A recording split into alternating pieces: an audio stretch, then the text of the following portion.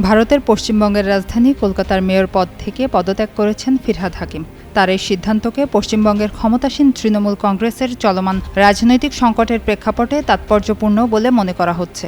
শুক্রবার কলকাতা পৌরসভা সংবাদ সম্মেলন করে তিনি পদত্যাগের ঘোষণা দেন। পরে পৌরসভা চেয়ারম্যান মালা রায়ের কাছে আনুষ্ঠানিকভাবে পদত্যাগপত্র জমা দেন। পদত্যাগের কারণ ব্যাখ্যা করতে গিয়ে ফিরহাদ বলেন, এখানে ফিরহাদ হাকিম কেউ না, কিন্তু যে চেয়ারটায় বিশিষ্ট ব্যক্তিরা বসেছেন তার আলাদা সম্মান আছে। যখন মেয়র ছিলেন দাপটের সঙ্গে কাজ করেছেন, কিন্তু এখন আর তা সম্ভব হচ্ছে না। তবে তিনি শুভেচ্ছা জানিয়েছেন আগামী দিনে যারা পৌরসভা চালাবে। তৃণমূলের মুখপাত্র ও বিধায়ক কুণাল ঘোষও জানিয়েছেন ফিরহাদ হাকিম দীর্ঘদিন ধরেই মেয়র পদ ছাড়ার ইচ্ছার কথা দলীয় নেতৃত্বকে জানিয়ে আসছিলেন। সাম্প্রতিক রাজনৈতিক ও প্রশাসনিক পরিস্থিতিতে কার্যকরভাবে কাজ করা সম্ভব হচ্ছে না বলে তিনি দলীয় নেত্রীর কাছে মতামত দেন। পরে মমতা বন্দ্যোপাধ্যায় তার পদত্যাগে সম্মতি দেন।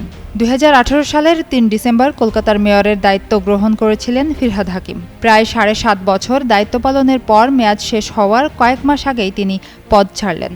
সাম্প্রতিক সময়ে পশ্চিমবঙ্গের বিভিন্ন পৌরসভা রাজনৈতিক অস্থিরতা দেখা দিয়েছে।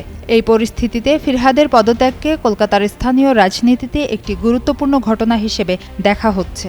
রাজনৈতিক বিশ্লেষকদের মতে কলকাতা পৌরসভার ঐতিহাসিক লালবাড়িতে ফিরহাদ হাকিমের বিদায়ের মাধ্যমে নতুন রাজনৈতিক সমীকরণের সূচনা হতে পারে। তবে তার উত্তরসূরি কে হবেন সে বিষয়ে এখনও কোনো আনুষ্ঠানিক ঘোষণা আসেনি।